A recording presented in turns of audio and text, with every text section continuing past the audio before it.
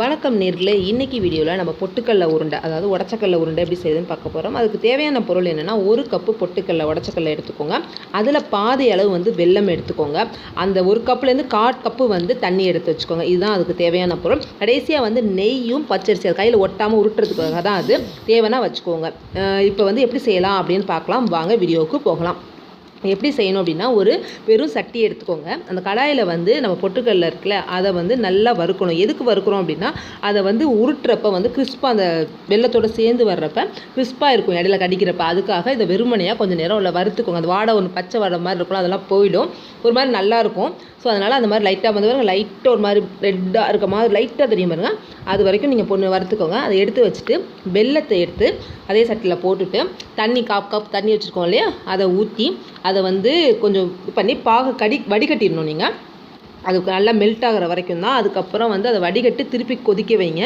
நல்லா கொதிக்க வைக்கணும். அந்த பாகு எப்படி பதம் கண்டுபிடிக்கணும்னா, நல்லா கொதிச்சதுக்கு அப்புறமா தண்ணியில் போட்டு பார்த்தீங்கன்னா உருண்டை பதம் அப்படின்னு சொல்லுவாங்க. அதை எடுத்து பார்த்தோம் அப்படின்னா, ஊற்றுறப்ப பாருங்கள், அதை எடுத்து நம்மளால் கையில் உருட்ட முடியும். அந்த அளவுக்கு அது பாருங்கள் எடுக்கிறப்ப வருது பார்த்தீங்களா, அப்படியே அது மாதிரி இருந்தால் தான் கரெக்டாக வரும். உருட்டுறதுக்கும் நல்லா இருக்கும். இப்போ சரியான பதத்தில் இருக்குது அப்படிங்கிறதுனால அந்த பொட்டுக்கல்லை நான் வறுத்து வச்சுருக்கோம் இல்லையா, அதை அதில் கொட்டிடலாம். கொட்டிட்டு நல்லா மிக்ஸ் பண்ணுங்கள். இப்படி இது ஒட்டி நம்ம திருப்பி உருட்டிக்கிட்டே இருக்கிறப்ப வரலனாலும் திருப்பி நீங்கள் சிம்மில் வச்சு சட்டியில் வச்சிங்கன்னா அது மெல்ட் ஆகிடும். அப்போ உங்களுக்கு திருப்பி உருட்ட முடியும். ஆனால் சூடாக இருக்கும். கொஞ்சம் நீங்கள் என்ன பண்ணுங்கள், அதை கிண்டிட்டு கையில் கொஞ்சம் நெய் இல்லை பச்சரிசி, அது எதுக்குன்னா உருட்டுறப்ப ஒட்டாமல் வர்றதுக்காக தான் அது மாதிரி எடுக்க போகிறோம். நல்லா மிக்ஸ் பண்ணிக்கோங்க.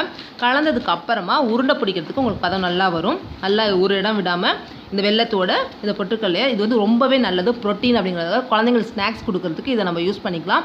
நம்மளும் நல்லா சாப்பிட்லாம். ப்ரோட்டீன் குறைச்சாலும் யாருக்கு இருக்குது, கால்லாம் வலிக்குது அப்படிங்கிறவங்களுக்கு எனர்ஜி வேணும் சாப்பிடலாம். கொஞ்சம் பச்சரிசி போட்டு நெய் தடவிருக்கேன். இப்போ உருட்டுறப்ப பாருங்கள் உங்களுக்கு வருது. ரொம்ப சூடாக இருக்கிறதுனால கொஞ்சம் கஷ்டமாக இருக்குது. கொஞ்சம் விட்டு விட்டு பிடிங்க. கரெக்டாக ஈஸியாக பிடிக்க வரும். நல்லா பிடிச்சாச்சு.